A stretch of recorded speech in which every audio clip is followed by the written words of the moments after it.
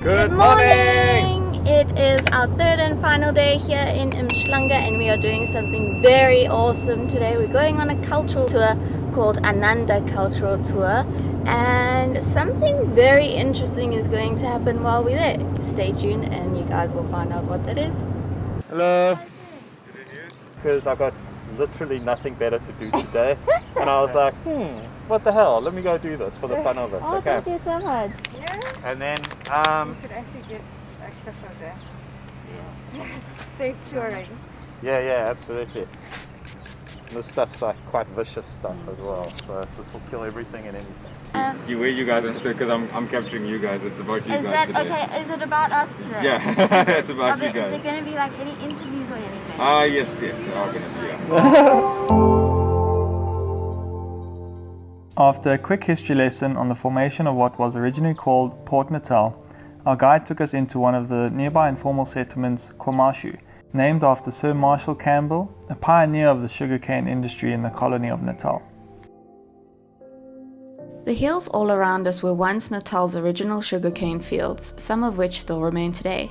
We arrived at a newly developed shopping mall, accompanied by a hospital as well as a courthouse. Such developments are planned for many of the informal settlements in South Africa, offering thousands of jobs to local people with the goal of empowering the less fortunate and displaced in the country. We learned that many of the homes in the settlement do not have access to running water, and people still need to fill buckets at central taps throughout the township. Next stop was neighbouring Phoenix Village, originally founded as a sugarcane estate and home for indentured Indian sugarcane workers. It was later made an Indian township under the Group Areas Act. Phoenix is also famous for being the home of Mahatma Ghandi during his time spent in South Africa. This is the first time I'm getting the chance to explain to you guys, but we are on a tour around Durban. We are here with a company called Country and Coastal Touring. They are taking us all around Durban and we're learning all of the history here in Durban. It is amazing. Behind me is Mahatma Gandhi's house, and I'm sure a lot of you know about his story, or maybe down there. Anyway, but he lived around here. This is the Phoenix settlement, and it is an absolute honor to be here right now, knowing Mahatma Gandhi's story, and we're learning all the history. It's just incredible. The interesting thing I mentioned earlier is we are being followed by a social media company on behalf of Tourism KZN. First time that we've been followed around getting filmed ourselves, so this is quite interesting. I feel a bit nervous, to be honest. There's the filmers. No, first time. This time, yeah. But you know the story of Gandhi. Yeah, and then we're going to do an interview later. Super cool. Interview time! Anyway, if you're interested in this tour that we're on, the company's name is Country and Coastal. I'll put the information in the description for you guys so you can book if you're interested in coming on one. So far we've basically gone to one of the first settlements here called KwaMashu, which is Colonel Marshall's original farmland, which was used as sugarcane farming in the original days. So yeah, what you've seen in some of the footage is just the informal settlement and the new development that they've put up recently, such as the shopping centre, the hospital and the court, which helps eliminate some of the problems that a lot of the local people have here in South Africa, is that they have to travel very, very long distances to get from where they've been placed, which can be like, you know, a 3-4 hour drive to get into Durban just to go to the hospital or to buy some food. And transport is very expensive too, so not only time but also money. The local people have to invest a lot in traveling around Durban, and it's just really unfair, but it's really awesome to see the government trying to fix these problems in our country. Yeah, let's carry on. We're going on a tour now. It's only been like an hour and we've learned so much already. And why Gandhi came to Africa? He was invited by Muslim merchant just because by profession he was a lawyer. He came in Africa to defend a case. The incident that happened to him at Pietermaritzburg railway platform station galvanized him into action. He then decided to challenge the government of South Africa. He fought against racism, division and poverty in this country, and thereafter he started a movement that was so-called Natal Indian Congress Party. It was the first liberation movement whereby Gandhi was representing Indian, and thirdly he built his house. He stayed and worked in that house for 21 years. In nowadays, his house has been declared a national heritage. And his land was destroyed in 1985 by apartheid police. They used the Africans to destroy Indian properties. Approximately 500 Indians, original Indians, were staying with us in Inanda. But 1985, their properties, their temples, they have built their own schools, were destroyed. It was a system so-called divide and rule. Yes. And he used Africans to... Yes, yes. We would like to say thank you to the Gandhi family and to the international community for making some improvement to build his house. For sure. Yes, please walk inside. Yo, I feel so emotional. I might cry.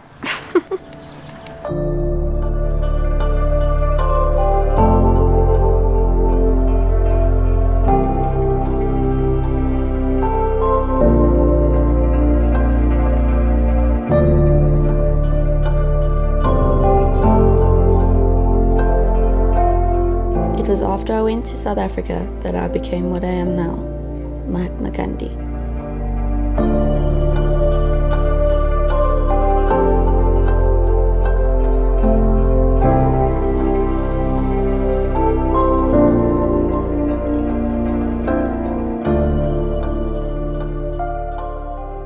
In prison. Yeah, so why is he here? He was here because Gandhi believed in reconciliation.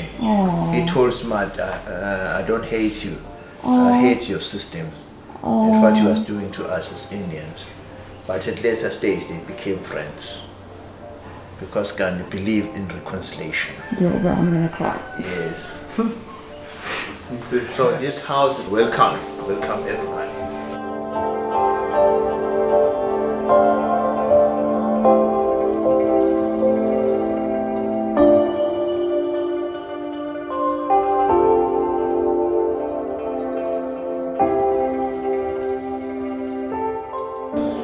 So this is Mahatma Gandhi's granddaughter. She was the first in the Gandhi family to graduate from university. John Dube. Solomon Gaplaji, Walter Hubusana, Yeah. Thomas Mapikela, and Solomon San. So this picture was taken in England. In England. They went to England, yes, to meet Queen Mary. In that meeting, John Dube said, On the land in which he resides, he is not free. In the house in which he stays, he is not free. On the path he walks, he is not free. And in towns to which he goes for work purposes, he is not free. When shall the black man be free of the restrictions of this land? Bongani, Sabon, Nyabonga. yes, Amazing. yes. Yes. Thank you. We'll send you all the Yeah. videos. Thank you. We are done with the first stop on the Inanda Heritage route, Gandhi's home.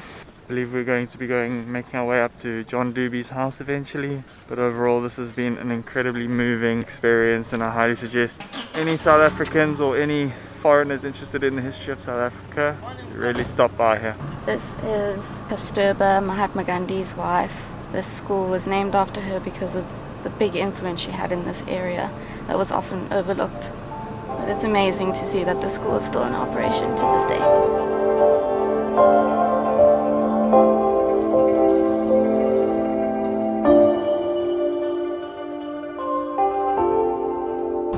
This was established by John Dube.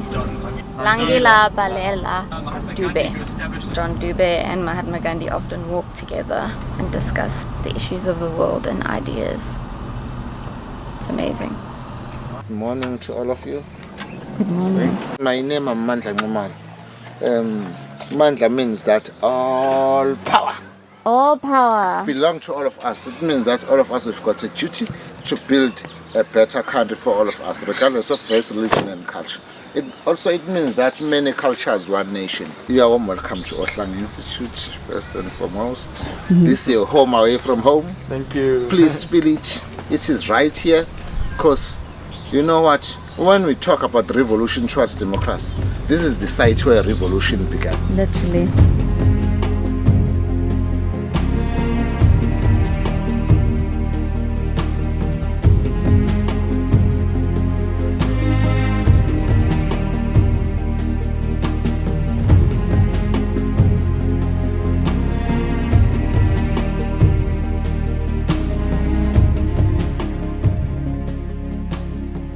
He was nicknamed Mafukuzela Onjengezulu, broadly meaning industrial person, a person who was working tirelessly for the entire nation without getting rest. He was a selfless leader, the one who sacrificed everything for us in order to live a better life.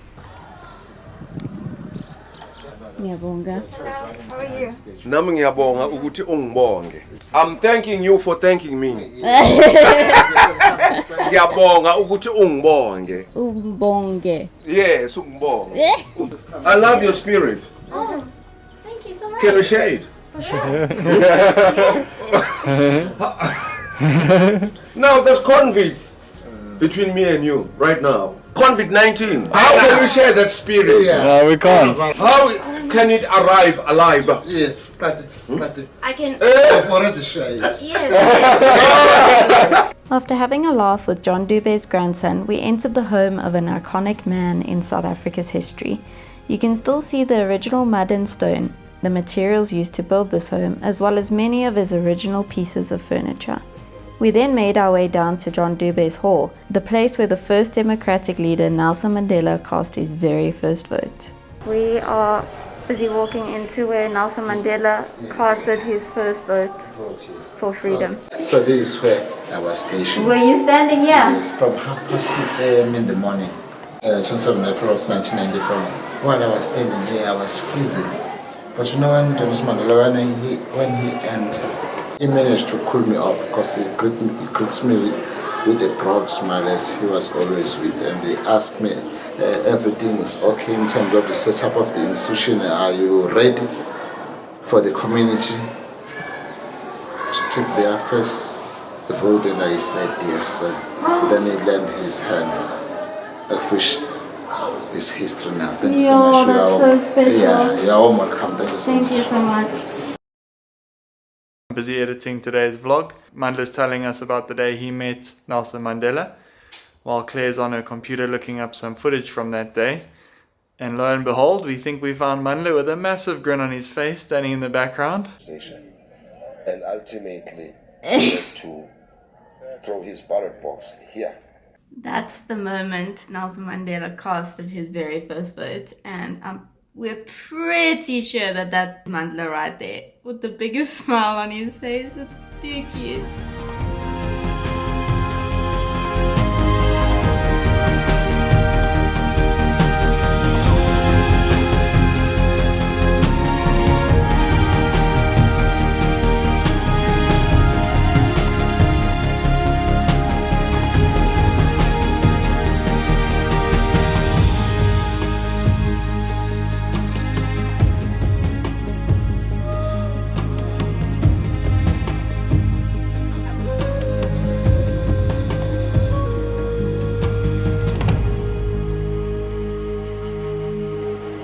We miss you.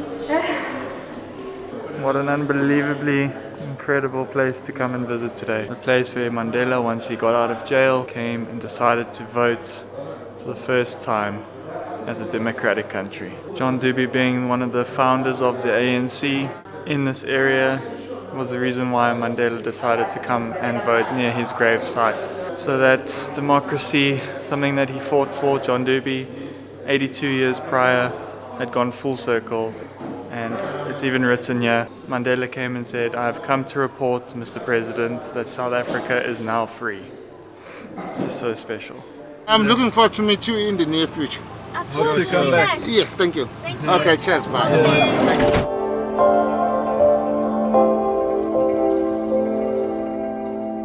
Okay, so we don't have time to do the entire tour. Usually you would go for chisanyama, but today we come for bunny chow. Hi guys, how are you? Good, and you? For our international audience, I promise you we're not about to eat rabbits.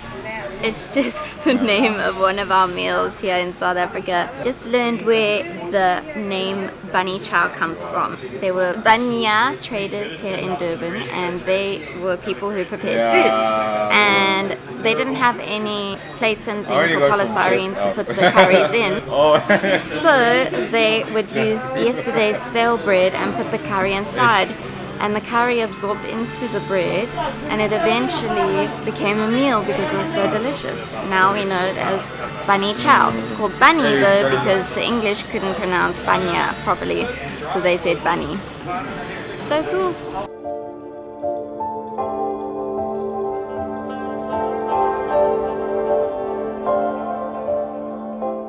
Oh my goodness, the nose is running, the heat down on these Durban curries, you only get it in a medium, you can't get a mild, there's just no option for that, so it's safe to say that things are a little tough down here, a little hot. I'm still gonna want more though.